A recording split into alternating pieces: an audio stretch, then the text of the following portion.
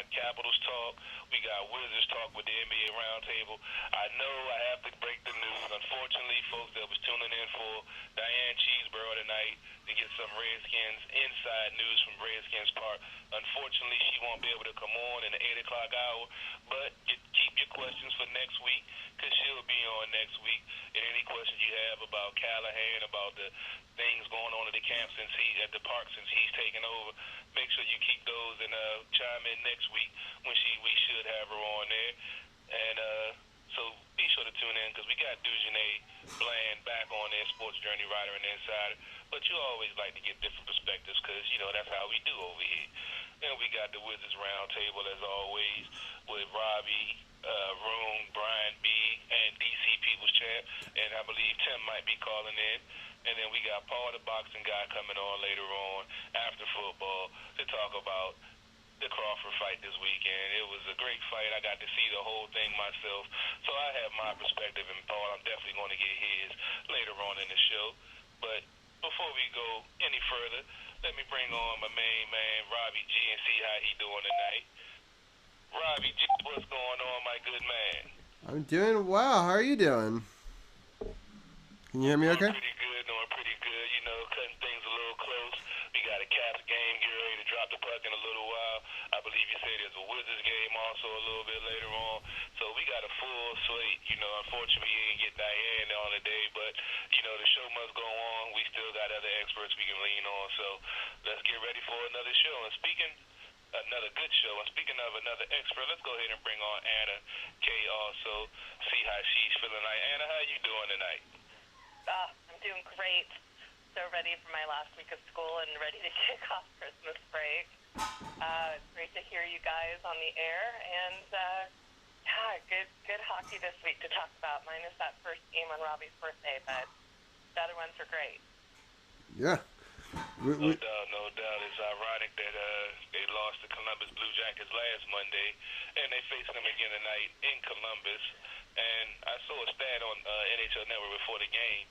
In the last 6 games, Columbus is 1-4-1 against. The Capitals are 1-4-1 against Columbus.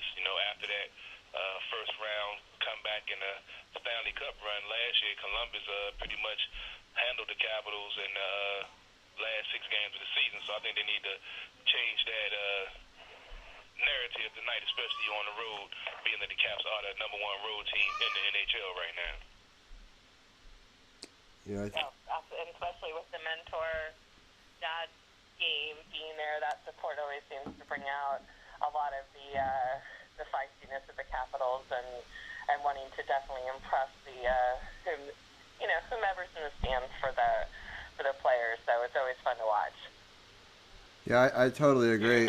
It's been a interesting. I was talking to Carol before. They're 8-1 in their last 9, with of course my birthday being their one loss. But then if they win tonight, they'd be 9 out of 10, which 9 is my lucky number. So I would sacrifice my birthday if they could get 9 other wins around it. So that's pretty good. So and I can't believe they're doing so well on the road.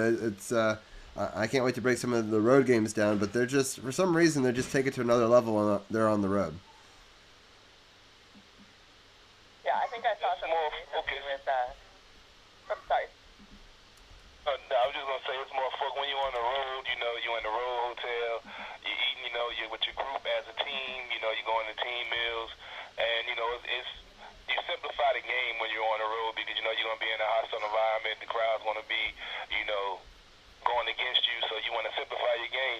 And the same thing in all sports is like, when the Nats did what they did on the road, 7 straight games, it's like they said you just simplify it and just, stick to your routine and do what it do. So sometimes getting away from home is a good thing. For sure. Yeah, that's exactly what I was going to say, because I had seen an interview, or I should actually say heard an interview on the way to work with Holtby saying, how fantastic they do on the road, and he's like, sometimes it just simplifies the game. They're just out there to play and play smart. There's nobody there watching, the pressure of the fans or anything like that. Not that they don't appreciate, playing at home, but sometimes you get that adrenaline going when you have a stadium or an arena full of fans that are chanting for the other team. So it's kind of, it's give or take with these guys, but I think they've definitely been hot on the road for sure. No doubt, no doubt. Let's go ahead and start breaking down last week's 2-in-1 week with the unfortunate loss on Robbie's birthday. And that's how I have to start it off. I said last Monday on Robbie's birthday, so the Caps played the Blue Jackets. First period, Blue Jackets score at 3:27, and then the second period they score again at 6:52. Excuse me. The third period does have the captain scoring his 21st at 40 seconds in, but the Blue Jackets score three more times in the third. But I will say that the highlight goal came from Backstrom after being out so many games due to his, I think it was an upper body injury, at 17:54, assisted by the captain and Kuzi, but the Caps still, unfortunately, fell 5-2. So it was a bummer, but I have to say I know how much Robbie adores Backstrom, so I was glad not only that he came back, but that he also scored. So that had to have been a highlight at least. Yeah, I definitely agree. I was happy. My two favorite Capitals scored, so it wasn't shut out. I've gone to a shutout on my birthday before, so I'm happy that this was better than that. So, yeah, I mean, all in all, again, I'll take them winning all the other games around it, I guess, over it. I mean, I would have liked them to win just because it was a nice night out with Liz, but it was cool to be able to call into the podcast, give my take in the moment. I just felt like they were a little bit jet lagged maybe from that West Coast. Also, to never have swept the Cali West Coast before, maybe they were coming in riding a little high. But I'll tell you this, every time I see them play Columbus, we lose. So I may have to add that to my list of teams I can't go see anymore. They joined the ranks of the Dallas Stars, which they never seen, and the Sharks. So, unfortunately, I don't. It's been the Ducks. So I'm like, anytime Anaheim's in town, I will not be anywhere near Washington, D.C. Right, exactly. So, but there's other ones that I have winning streaks against. So I just got to pick and choose a little wisely. I didn't choose which game was on my birthday, obviously. But yeah, no, overall, I thought it was a good game. I thought that they had some intensity. I just think the other team just seemed to want it more. I mean, Columbus is desperate for wins. You'll see it a little bit more tonight. But overall, I think that Columbus is a scrappier team than their record indicates. I thought that they played a really great game of hockey. I didn't think the Caps played particularly badly, although obviously allowing for 5 goals is never great. But overall, I thought that they played well. I was really excited when Ovi scored, and I wish that they were able to gain a little momentum off of that. But I was happy that on Ovi's goal, Orlov scored an assist, and Backstrom got an assist on that one as well. So both Ovi and Nick each got 2 points in the game. They each had an assist and a goal. So there were some upsides. But Carol, any final thoughts before we move into the Boston game? You kind of said, Columbus was hungry. They struggling for wins right now. They're in the bottom half of they're in 7th place in the division. So they're scrappy. They're going to look to try to, get some momentum going. They're on a downward turn right now. I think they're 1-8 in their last 9, and the one game they won was against the Capitals. So the Capitals definitely have to get on the ball first and, take advantage of this team that's not playing as well as you say, some folks expected them to. But it's definitely going to be an interesting game tonight. Hopefully the Caps can end this, funk they have against Columbus. Yeah, I agree. I'm actually setting up right now live if people are watching on my stream a new camera where we can actually watch some of the games live in the man cave while we talk about them, which is kind of cool. So now we've got triple screens so people can see. We got the live Wizards game and Caps game both just started. We'll be talking about both games all night long. So, but before we get into tonight's game, let's go ahead and talk about that Boston one. All right. So on Wednesday, the Bruins came to D.C., and this, of course, did not disappoint. I love a Bruins-Caps match. It just gets, I love it. So the first period has the Bruins scoring first, but the second period was definitely owned by TJ Oshie. power play goal at 4:35, assisted by Carlson. And then again, less than 4 minutes later, he scores his 13th with assists by Kuzi and Vrana. So the Caps are now leading 2-1 into the third. The Bruins did score first in the third at 2:53, but Carlson gets his 12th at 4:42, assisted by Backstrom and Wilson to give the Caps a 3-2 win.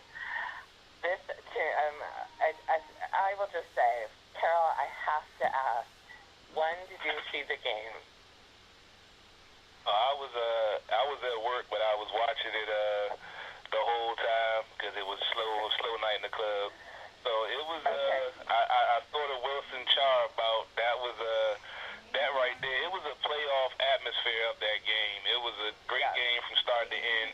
Then you had Wilson and Char going at it too. Big dudes. Char's 42. Wilson's one of the hard-nosed players in the league, and it was a good game. After that, the Caps picked up intensity.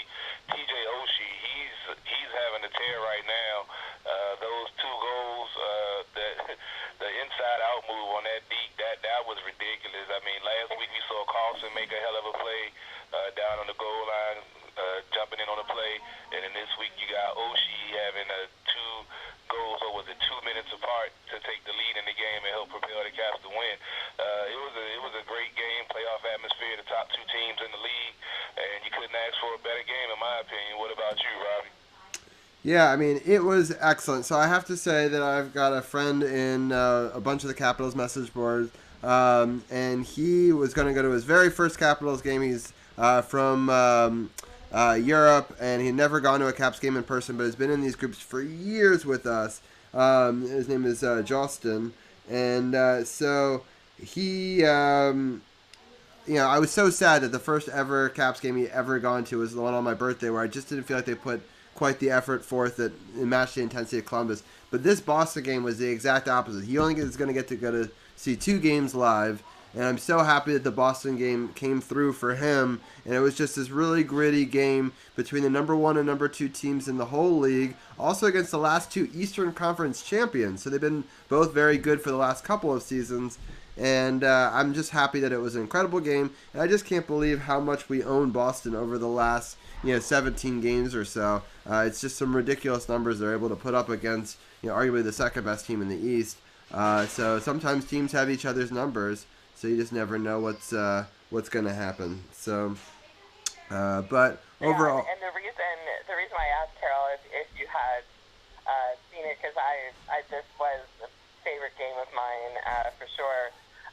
Was because I know in the past I've mentioned how I'm not a huge Chara fan, and I know that you've come to his defense and you've liked him. So I was like, well, what do we think about this fight? I thought it was. I didn't think anybody dominated the fight, to be honest. I mean, Chara he's huge, but Tommy's no joke. Yeah, so you kind of have this. I know. It like wasn't 7 feet. Yeah, exactly. And then imagine on skates like 7'4". But it was too. I feel like respected, I should say, players. One being a captain, and then one having a record for just being Tommy. That I thought it was good. I thought it was clean. There wasn't dominant on either end, but I felt like that was what got the momentum going for the Capitals. Was they kind of looked a little bit slow in that first period, but once that fight broke out, I feel like the whole team was like, all right, yeah, we got this. Come on now, this is the Boston Bruins. We got to keep that record going. Yeah, I just thought that they played so well from the second period on. Like you said, Robbie, it's crazy. And then with Nicky, they said when he scores, they're 24-0. Anytime he gets a point against Boston, the Capitals are 24-0. So it's like you say, some teams just own it. And I mean, Char. I was a Char fan back when he was with Ottawa, way back. Right. When I was an Ottawa fan, when they had Ray Emery and Alfredson and all of them. So I used to watch him play with Ottawa, and just being a big dude doesn't really make you a good defender. And he's a big dude that can move and do what needs to be done. He's not really an offensive guy, but he'll chip in here and there. He's just a solid don't like him, you got to respect his play on the ice. Absolutely. I mean, I will say I have respect for him, hands down, and I will say Pasta too, over anything that has to do with McAvoy or Marchand. So it's like there is a time, you know, you can have respect for the players, and I thought that this was a good matchup. You could do what they wanted to do. Nobody got seriously injured, but they did what they did to protect their teams, and I thought it was fun. But I was just wondering if you had seen it, because I know you like Tara. Or oh yeah, it was definitely a good fight. Definitely. I want somebody to fight Marchand. I want Wilson to get his hands on Marchand and just put him to the ice.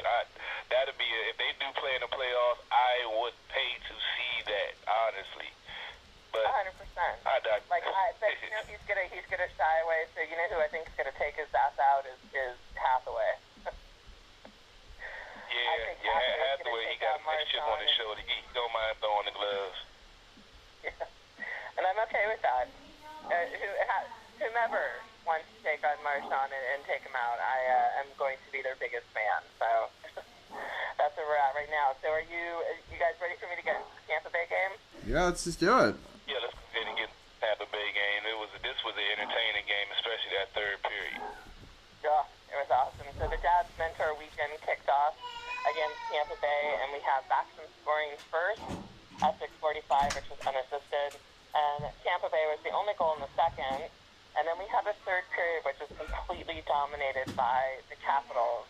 At 1:58, you have Eller scoring, followed by Hathaway less than a minute later, which I feel like Hathaway's goals are never just in the net. There's always some sort of, I don't know, a slide or a fall, whatever it is, but he's animated, and he's so determined to get into the net that he did not disappoint. So then we're up 3-1. Tampa Bay does score at 11:16, but then TJ Oshie scores with a wraparound at 12:19, assisted by Ron and Kuzi. And then here we go. Tommy gets his 12th of the season with an empty netter and a 69th career goal. And with a 5-2 win and an outstanding game by Sammy between the pipes. Great game to see. Yeah, it was definitely an entertaining game. I was also at work watching this game. It was another slow night, so I got a chance to watch some Capitals hockey. Samsonov, as you mentioned, he's 8-2-1. Hopi sitting pretty right now, not with a too bad record, 16-3-4. So he's I actually like him, and I can honestly see them letting Hopi walk or putting him in expansion draft and going with Samsonov, because he's solid. You know, I like when he's in there. I kind of like, I have more confidence right now from the way Hopi started, even though Hopi's, you know, pretty much locked in. It's like, I like Samsonov a little bit more. It's like, I love Hopi, you know, got us the cup, Vezina winner, but I like this young dude, and the fact that, you know, drafted, been in the HL, and, you know, this is just the way the business goes. You know, you don't have to spend that money on Hopi when you got this young kid that look like he's ready to, you know, step into the number one spot. So I'm liking his play. That third period, you know, the first two periods was pretty much, you know, Tampa. I feel like Tampa had the advantage in those first two periods. It wasn't on the scoreboard, but I feel like they took the play to the Caps more than the Caps did to them, even though it might not have reflected that on the shots on goal and stuff like that. I feel like Tampa had more jump, but in that third period, the goals just started coming. The bottom, the fourth line with Hathaway, you know, Eller on the third line, and Oshie and Carlson. I mean, you got contributions from, you know, everywhere, and that's what makes a good team, and that's what makes a winning team. And, you know, I'm still riding with my prediction I made at the beginning of the season. And if I can get a couple of dollars together, I'm going to put some money on it on Vegas, man, for real. I'm maybe right there behind you on that one. I couldn't agree more. What about you, Robbie? Did you get a chance to check out the Tampa game? I did. I love this game. I mean, obviously, any game that starts off with a Nicholas Backstrom goal is always a lot of fun. I thought Lars Eller played really great in it. Hathaway, I loved his interview with his dad, and then, you know, getting the goal a little bit later. I think for me, he was the player of the game. And then TJ Oshie, he's just been having some really crazy, beautiful goals lately. And then Tom Wilson with the icing on the cake, so to speak, the cherry on top, if you will. Tom Wilson scoring goals is always great, even if they're empty netters. Gives TJ Oshie and Nicholas Backstrom some extra assists as well. So overall, just a really great game. I'm so happy that the dads got to go on it. I'm sad that TJ wasn't able to take his dad. He's not feeling so well, so I hope that Coach Osh feels better soon. He's actually taking his his father-in-law along on the trip, so that was a cool thing. So yeah, I hope that he gets better soon. I know that he's in a bunch of Caps groups that we're in as well, and other family members as well. So that's how I knew about that. But overall, I thought a really great, solid victory. It was a nice end of the night. I got to watch that and The Mandalorian, so it was a great Saturday night in. So I can't complain. Sounds good to me. Let's get into the schedule. Yep. All right. So the upcoming schedule, we've got a game live in the Man Cave right now. I'm showing a couple of scenes from it. So that game is against Columbus. It's still 0-0 with 12-20 or so left in the first period. So we'll give you updates for that as well. And so the other games, let's break those down, and then we'll come back and talk about this Columbus game that's live. We have a big gap. So it's between Monday, December 16th, which is today, all the way till Friday, December 20th. There isn't going to be any games. So even though they're on the road, my guess is they're going to come home in between, but I'm not so sure about that. Game on Friday at New Jersey, 7 o'clock. That's a team that I thought was going to do a lot better this year than they have. So they are going to be another one of those desperate teams from the Metro to try to get a win. I think it'll be a difficult matchup. I'll start off with you, Carol. What are your thoughts on the New Jersey Devils? Oh, well, if you guys missed it, I was watching NHL Network before the show, as always, and they just traded Taylor Hall to Arizona. So they just lost one of their playmaker, Phoenix, I'm sorry, and they lost that's one of their major, I'm not going to say superstars, but offensive, skilled players. So I'm not sure really what's going on in Jersey. They got new front office guys. I forgot the guy's name, but he's a lifetime hockey guy. That's the GM. Labaretis. I don't know. I can't pronounce those French names.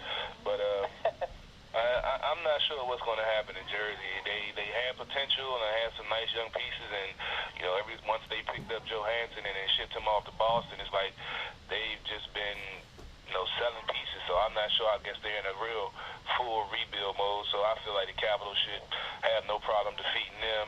And Tampa Bay, they're still struggling a little bit. The Caps have handed them their 2 losses this year, 5-2, both of them. So I look to see the same. It might, start out a little slow. Tampa might, have the advantage for a couple of periods or a period, but the Caps know how to, let's just say, turn the switch on and do what it do and win the game. So I think the Caps, I predicted a 3-0 week last week. It was 2-1. I'm going 3-0 again this week. I think they're going to take Columbus and the Devils and Tampa Bay this week. What about you, Hannah? I'm liking the optimism, and I'm kind of feeling in the Christmas spirit, so I think I'm going to also ride the 3-0 wave. I definitely think that tonight will, I don't know, I think we're going to see a second better half Capitals team. I think right now I'm not loving the shots on goal. I think we have 2, and Columbus has like 13 or something, so let's hope that changes. Although I do have to say, I think I have a new goalie favorite last name, and that Korpisalo. I don't know. It's just got a great name. I like Tuukka Rask, but I think Korpisalo's got a great name. Not that I want them to win tonight, and random little sidebar.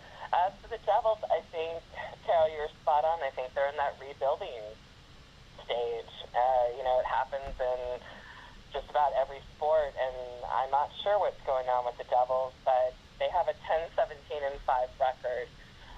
So you never want to assume the Capitals can go in, on their home ice and win, but there's really no reason why we can't dominate the game. And at least just, stay out of the penalty box, and, no reason for overzealous, plays that are going to get you injured. And that's the thing. It's, come on, just come out, play hockey, and, do what you do and stay out of the penalty box. And then Tampa Bay, I just, I'm over them. I feel like we rocked it the other night, and even though we're going to be in Tampa Bay, I'm okay. Oh, wait, are they home? Nope, that one. No, nope, they're in DC. Right? Yeah, they're in DC. Sorry, that's right. They were just in Tampa Bay. So I think it's going to be good, and I'm gonna hold out for that 3-0, which I usually don't do because I feel like sometimes there's a team that may kind of rattle the Capitals a little bit, but I don't know. Christmas spirit, Carol. Let's hope 3-0. Let's do it. Yeah, the pessimist Jude thinks it's gonna go 2-1, but it's it happens. So I think we'll falter in one of. 2-1 is still good. 2-1 week is better than a 1-2 week or 0-3. I take 2-1. Yeah, exactly. I think the game that will falter is that Tampa Bay one. I think we'll beat Columbus and New Jersey on the road. I think it's going to be a back-to-back night because it's Friday, December 20th, followed by Saturday, December 21st. All three games this week are at 7. Makes it easy to remember. But I just think that after playing the night before in New Jersey, coming home, Tampa Bay. But who knows? Maybe our crowd will push us through. So I just depends on which goalie we're playing and which game we're trying to win more, maybe. We might try to rest some players in one of the games. So it'll be interesting to see. But hopefully we'll win all of them. I unfortunately won't be on the next couple of weeks to cover it with you guys. I'll be in Texas next. In fact, I actually leave on Saturday, December 21st at early in the morning. So I'll be gone for a couple of weeks. But Carol and Anna will get you guys covered with all your Caps talk going forward. Just so people know, there's 20 seconds left in this power play for Columbus. 9:30 thereabouts left in the first period. If you're watching my feed, it's actually in the upper right. Robbie, you're a little bit behind me. Columbus just scored coming out of the power play. No, really? The power play and they just scored. Yeah. Robinson going to the front of the net, and they just took the lead 1-0. You're a little bit behind us tonight. Yeah. I just saw that. I guess Zach had pressed the last button before he left the room. He likes pressing those buttons, so you never know. I saw that my mic was actually muted when I was coming on air. I was like, oh, well, I'm happy I noticed he pressed that button. That would have sucked. So, but yeah, so I guess. Well, let folks know where they can find you and what's going on in the PowerPoint Play podcast this week. Yeah, sure thing. So we actually had our episode out today about 5 o'clock, Things to Kill, Power Play Point podcast. We summarized the last week's game, same thing as I did with you guys, and then talk about the upcoming stuff. We do a little amusing adult beverage-oriented Christmas holiday episode, which will be next week. And I think we may have some people on.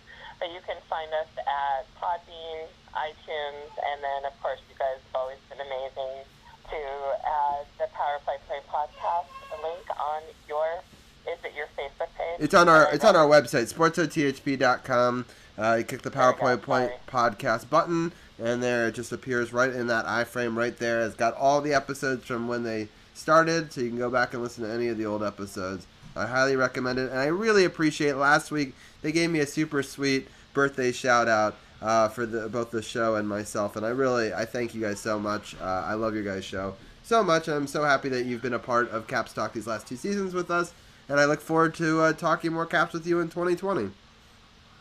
Absolutely. So you'll be celebrating. You're celebrating.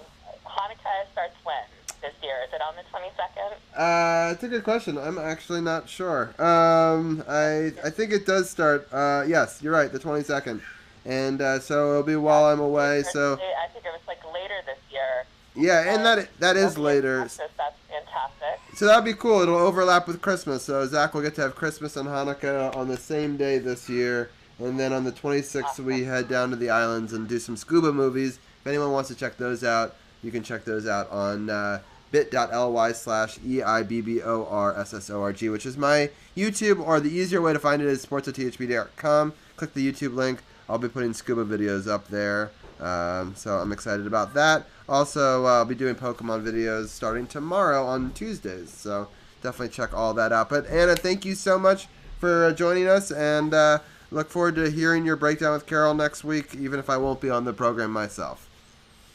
Oh, definitely. And safe travels and happy holidays to you and yours. And Carol, I will talk to you in a week. All right, talk to you later. Have a good night, and hopefully we can get us time scoring and take this game against Columbus. You have a good night, 100%. And we'll talk to you later. All righty, bye. All right. All right, I see we got the NBA Roundtable on the line. We got a couple of minutes before we get in the NBA Roundtable since Miss Cheeseborough wasn't able to come on. So I got Brian Brennan on the line. We're going to talk a quick segment of some Nationals talk.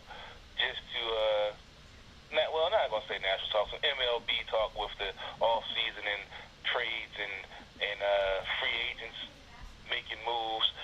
And we all know by now that Anthony Rendon, Tony Two Bags, one of our favorite players, is no longer with the team. He's in Los Angeles making 7 years, $245 million, ironically the same contract that Strasburg got. But, some things are moving around, pieces are moving. We're going to miss him. Wish he could have stayed. They signed Strasburg to the deal I just mentioned. So, the team has to do what it has to do. We still got a nice core. We still the World Series champs, and, ready to go into next year already. Brian, how you doing tonight, good sir? Doing very well, Carol. How are you doing? Yeah, I bet you are doing well after you signed the pitcher to the contract that y'all signed to do. I know you probably was doing a jig and doing a whole bunch of other stuff over there when that announcement came out. I kind of think it's a kind of a rich contract. I'm not really sold on Gerrit Cole. Like, I don't really see the buzz about him, but I've been spoiled by Strasburg, so I don't know. What's been going on around the MLB and some of the moves? I've been checking out the wire and seeing a couple of things have been done in the last couple of days. What you want to talk about? I know you got some Yankees stuff to talk about real quick. Yeah, obviously I'm really excited about Gerrit Cole coming to the Yankees. I was extremely excited when I heard the news on Wednesday morning. I woke up and ran down my hallway screaming at the top of my lungs. So I was really excited, and I believe he's worth the contract that he got.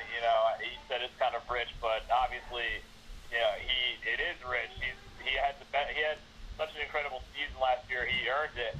He earned this new contract with the Yankees, $300 million over 9 years, $324 million over 9 years. It's a crazy amount of money, but he earned it, and he's the best pitcher in the game. And the Yankees went out and got him, and that's been one move I've been interested in.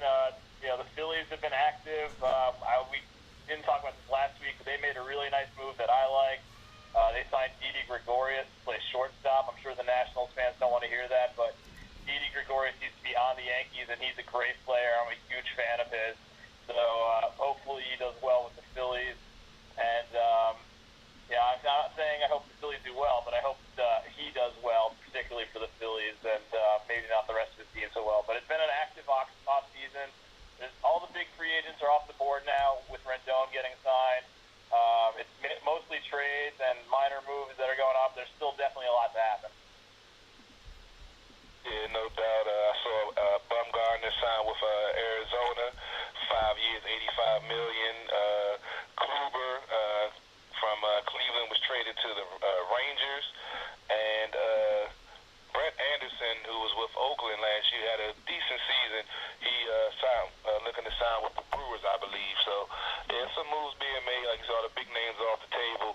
So now is where the important guys. It's always good to have a big name, but it's those no-name guys that go out there to add a spark to the team and do their job, kind of like Gerardo Parra did for this team last year and pulled it all together when they were at their lowest. So that was a quick Nationals MLB talk.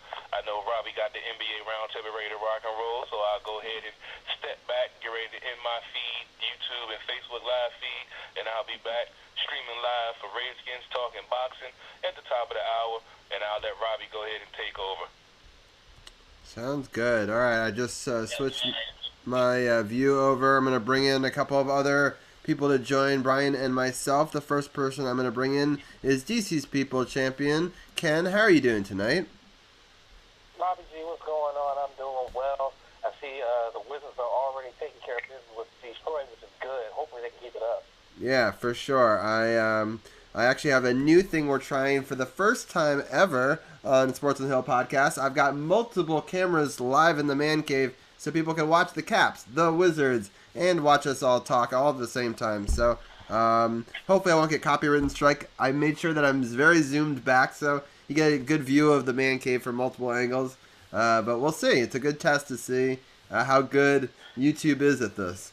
But the next person I'm going to bring in is Arun, our stats guy. How are you doing tonight, Arun? Not bad.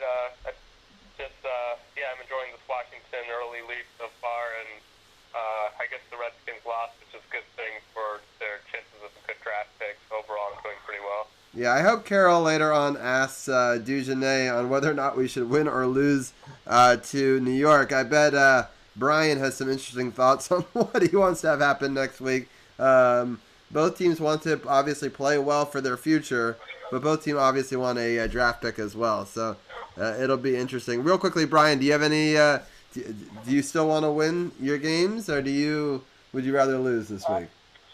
I was happy yesterday when they won for Eli Manning because I really felt like he deserved to go out a winner like that. But I would personally prefer if the Giants lost every game so they could get Chase Young. So if he's going out and that's his last game for sure, is that what they said? Last game with the Giants, and probably last home game. Yeah. Okay. Interesting. Is it because the players are no longer hurt and that's why he doesn't need to? I just feel like it's a weird thing to say.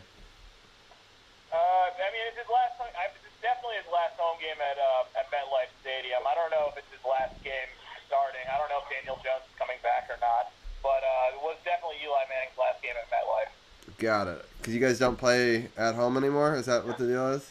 No, home game. Okay. That makes sense. All right. The next person we'll bring in is Tim Clark, a big Ravens and Wizards fan and Caps fan as well. Tim, how are you doing tonight? I'm doing great, just following the Wizards and Caps game, and I love to chime in on the tank talk for the Redskins and Giants.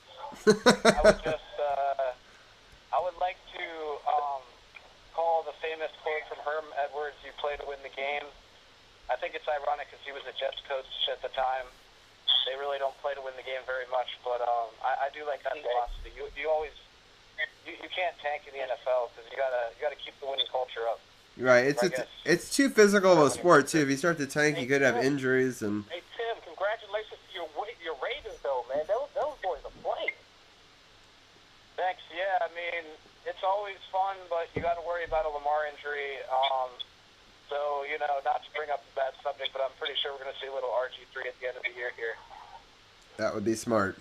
So definitely save him for the playoffs, and you've already broken the record, so I don't want too much to go on. So it's the start of the second quarter. If you can see live on stream, if you're checking out over on my page, I also link to a couple other pages. The Wizards are up 45-31, I believe, although they just made the scoreboard disappear for some reason in the middle of a play. But it is 45-31. They've brought it back. But let's go back in time a little bit. We're going to do kind of an abbreviated one just so we can talk about some of the upcoming games. There are only 2 games this week. Charlotte game and a Memphis game. They lost both. The Charlotte game was a close game, 107-114. I'm going to give everyone a chance to talk about it while I do a quick share of this podcast to a couple of different Wizards groups to see if anyone wants to chat about it. But Champ, why don't you start off with some of your thoughts on the Charlotte game? This, in my opinion, was the coming out party for Davis Bertans. This is his coming out party. The kid had 32 points off the bench. A huge night for him. And it's so much so that there was rumors and talk that he would be good trade bait for this team, but the Wizards GM came out and said, no, we're going to keep Bertans. and you should keep Bertans. He's a great stretch forward. He can shoot the three, and he's great off the bench. And I'm pretty sure if one of our starting forwards like Bongo or Hachimura go down, I'm sure Bertans can step in and be a great starter. But he played extremely well, and this game was sort of close.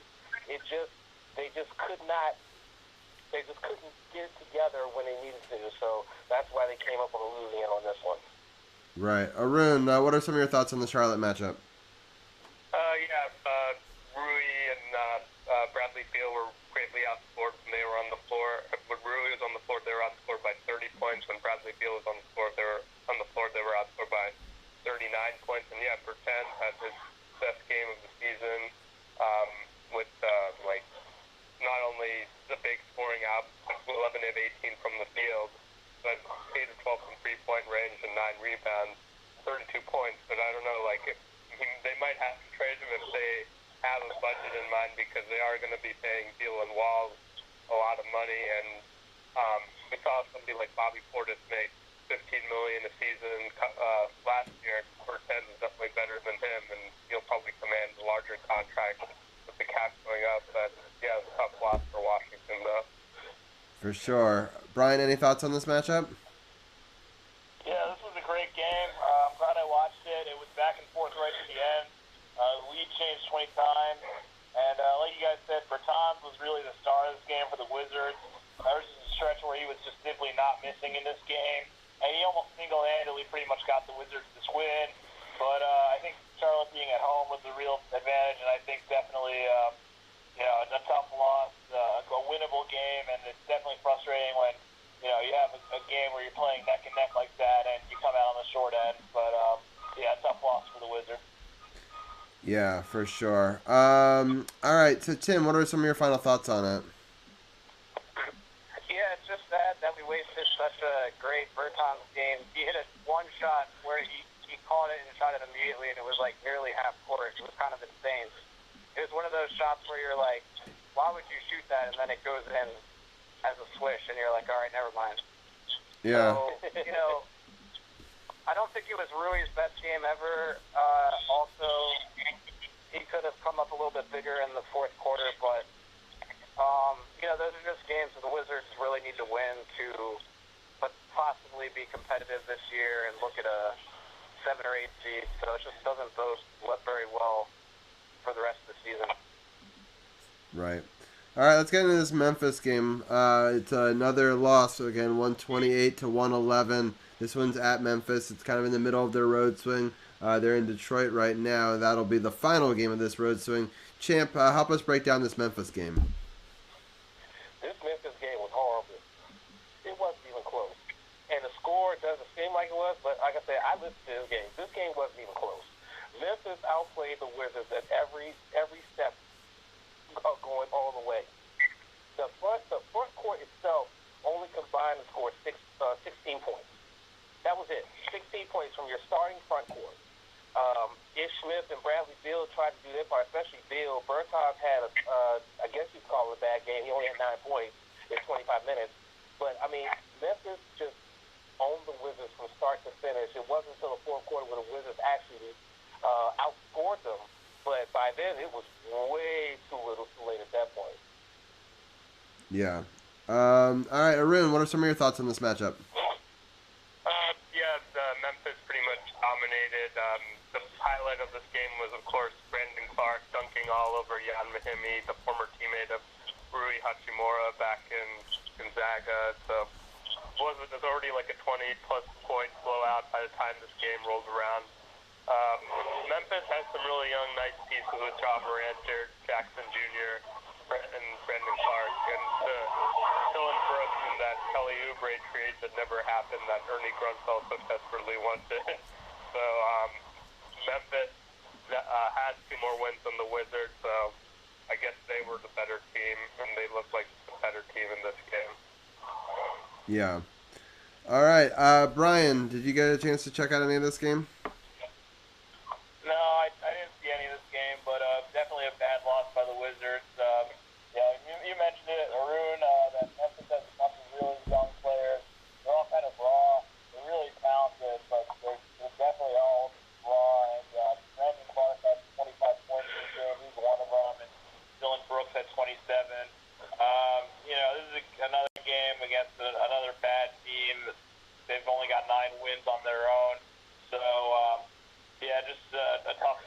Wizards overall. Really no chance in this game even from the start. Yeah. Just a little update in this Caps game real quick. 26 seconds left in the first period. Caps are on the power play, but I think one of the linesmen or one of the referees got injured on I think it was a flying puck or maybe it was a stick. So the stoppage of play. 1:40 left in this power play. 23 seconds left in the period. So I just wanted to break in with just a little bit of an update there. A big shot from the point unfortunately hit TJ Oshie and sends the puck to the end of the ice. They've got about 8 seconds left in the period.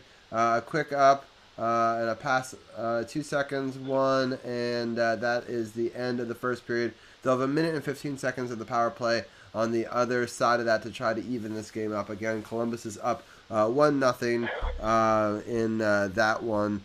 Tim, any final thoughts on this Memphis game?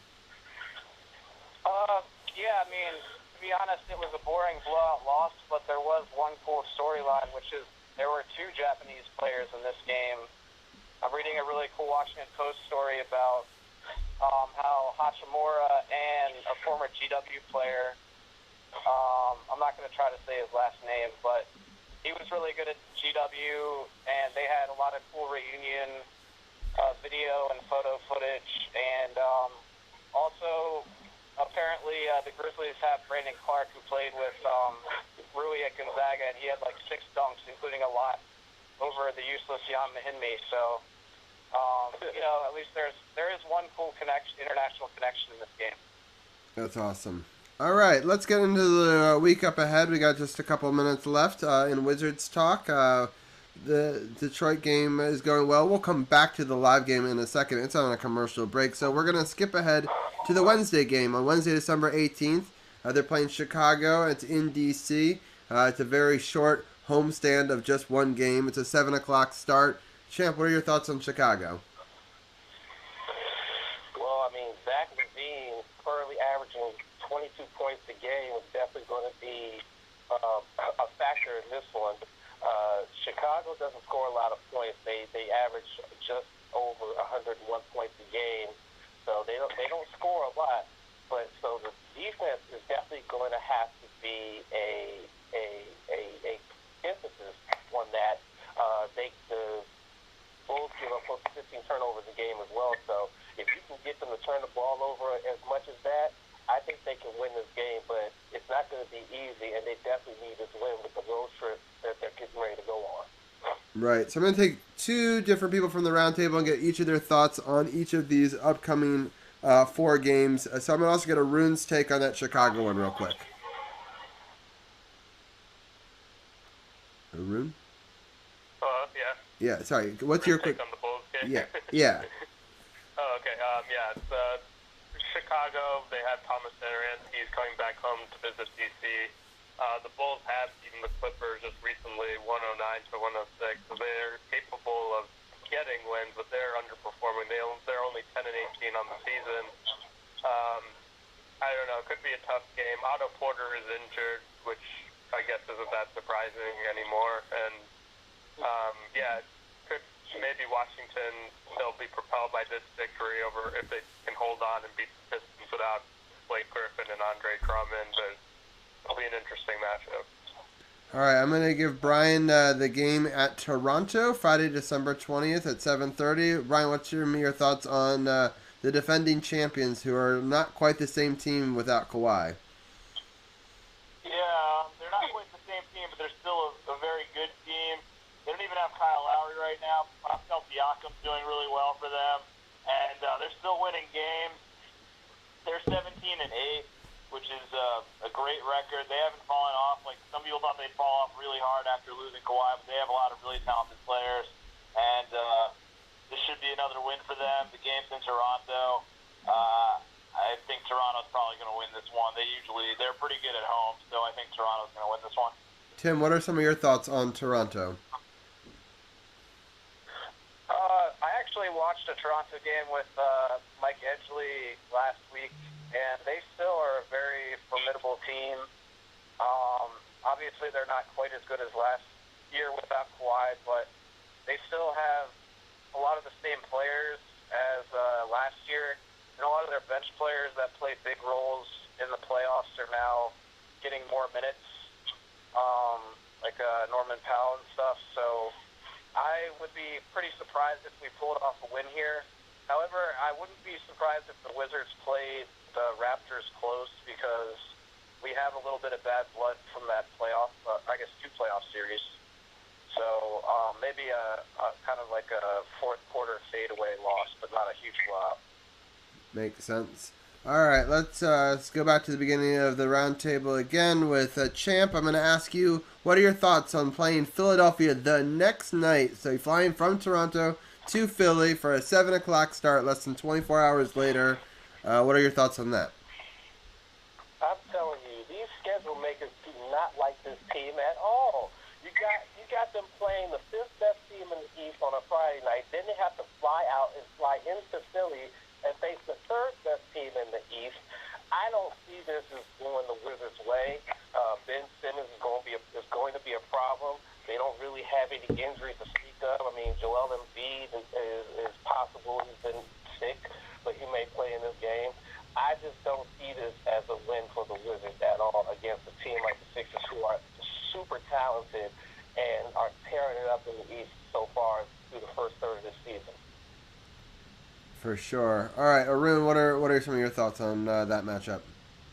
Well, you never know in the NBA because that's the last win the Wizards have had was against the 76ers, 119 to 113. I don't even really know how they pulled it out. I just think maybe the Sixers had a bad shooting night, and that's what they'll probably have to hope for. But the Sixers are probably going to be extra motivated. Maybe they were looking past the Wizards. Embiid had a really hard time slowing down Rui Hachimura, who was 11-18 from the field, and they were playing him at center. He played like 43 minutes in that game, which was pretty crazy. So maybe Washington can do enough against the 76ers team because that's the last time Washington has had a win up until maybe today. Yeah. All right. Let's. I'm just playing around with some settings right now to see if I can make the game a little bit bigger. It is a 54-43 game, especially while the Capitals are in an intermission. So Detroit just missed a free throw, so that stays again 54-43. 6 minutes left in the second. All right. So the last game that we're going to break down, I know is one that Brian would love to talk about. It's New York Knicks. It's next Monday. It's a 7 o'clock start. So during the show next week, you guys will be able to break down some live Wizards action. Brian, what are your thoughts on your beloved Knicks?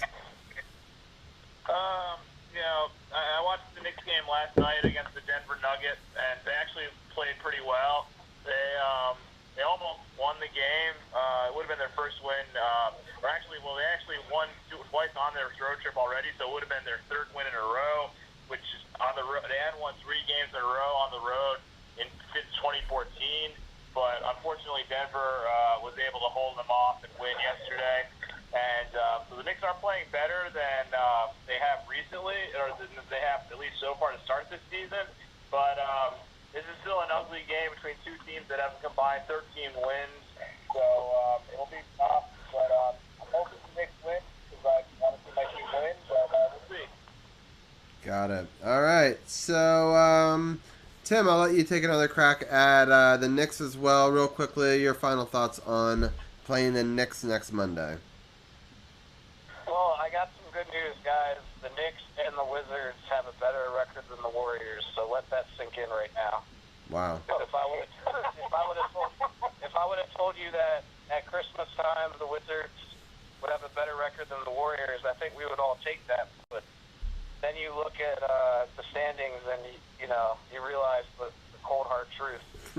But basically, this is I think it'll be a fun game just because it's near the holidays and great venue in New York. But both teams are towards the bottom of the standings. I think lately the Wizards have the Knicks number, including an international victory last year. So I think the Wizards will pull out a slim win, but I mean the Knicks should really circle this one as a potential victory. Cool. All right. Well, that is the week up ahead. I'm sure that we will have some of you guys call in and be part of the Wizards Roundtable with Carol. It'll be a slightly different format. Hopefully people liked this new Facebook Live thing that we were doing, also on YouTube and twitch.tv/RobbieG, SportsOTHP. We got some multiple cameras now going live in the man cave, so it's exciting. Sometime in 2020, now that we've got multiple cameras and a brand new mic, we'll have a bunch of you guys in the Wizards Roundtable do a live in-person Wizards Roundtable, and we'll definitely shoot that in here in, again, 2020. And I hope that you guys all have a great Christmas, Hanukkah, New Year. I'll let everyone get their final send-off before we let them go. But I appreciate you guys all so much this year and look forward in 2020 to bringing back this Wizards Roundtable. And I appreciate you guys for calling in and talking to Carol over the next couple of weeks. Champ, we'll start with you. Let people know about the No Spots podcast and what you guys are up to this week. Yes, indeed. This week we are going to give a recap of NWA's fourth pay-per-view that is going back into mainstream wrestling, Into the Fire, and we're going to review WWE TLC as well as the week that was, and we're going to talk about a situation where a recently released wrestler showed up at another promotion and they have a 90-day non-compete clause in their contract. So we're going to talk about all of that this coming Friday, 10 p.m., right here on the True Radio Network, No Spot Podcast. Myself, the Sith Lord, and hopefully Johnny Wrestling. Awesome. Sounds good. Well, Ken, as always, we appreciate all that you do for the network, sharing posts, commenting on stuff, just being a part of it, being a diehard Redskins fan, as I know you are. I appreciate you, and hope that you have a Merry Christmas and a Happy New Year, and I'll talk to you in 2020. Happy holidays, my friend. Thank you. All right, next person we will let go is Tim. Tim, I appreciate all that you've done and our friendship of nearly 20 years, I guess, and I hope that you also have a happy holidays, and any final thoughts you want to leave our listeners with today? No, just happy holidays, Merry Christmas to everyone. It's just funny how you broke that down because you're like the next person we're going to let go. I felt like I was going to get fired, but hopefully I can come back in 2020, discuss some happier Wizards or Wizards tanking talk. Yeah, Wizards tanking talk. It's something that we've done professionally for years, Tim. But I hope that you have a great holidays. And yes, I'm only signing you off for today. We'll have you back on for sure. Okay, thanks. Have a good one, guys. All right. The next person who I will let part from today's podcast is Arun. Arun, hope that you have a great holidays, and any final words you want to leave our listeners with. I just wanted to give some condolences to John Wall. His mom passed away last Friday, and hopefully John Wall is able to thoughts and prayers with him. Yeah, that's a good call, Arun. Our thoughts are with John. I know how close he was to his mom. So sad news this week. Definitely coming out of the Wizards camp there, but hopefully, she will rest in peace. And yeah, so but thank you, Arun, for coming on, and we'll talk to you soon. Thanks again. All right, and the last person on our team, Brian, always giving us knowledge on baseball, basketball, all sorts of fronts, sometimes soccer, sometimes other sports. Brian, thanks again for being a big part of the duo, you and Michael Edgley, for watching the Man Cave while I am gone. I appreciate it greatly. And any final thoughts before I let you go? No, you can follow me on Twitter at bbrian1991, Instagram at bbrian1991, movies and sports takes at Brian B Sports Takes. And my final thoughts are Gerrit Cole is the Yankee, and the Astros are still cheaters. Have a good night. All right, sounds good. All right, thank you, Brian. As always, one last little final shout out before I end this segment here. If you like the pillow that's sitting behind me, you can definitely check it out on our merch store. We've got a lot of championships gear. If you order right now, you can still get it in time for Christmas. I know people are looking for last-minute gifts. It supports the show. You can get the comfortable pillow. I love the t-shirts. lots of other stuff that you can pick up as well. So definitely go check out some District of Champions merch. I hope that people like the new stuff that we put around the man cave. We have Nationals pennant stuff over there. I also have a giant World Championship thing over here. So it's cool that we now have a camera that I can move around and show different parts of the man cave. Hope you guys like the new feeds and the new look. And let's go Wizards. Let's go Caps. Hope you guys have a great few weeks. I know that you'll have a lot of great Redskins talk starting very shortly here with Dugenais, Carroll, and I know Paul will bring all the great boxing talk. So I hope that you stay tuned for Hour 2 of Sports on the Hill podcast. I've enjoyed covering with you guys Season 4. We've gotten 109 different videos, posts, podcasts, all up on the website, sportsothp.com, facebook.com/sportsothp.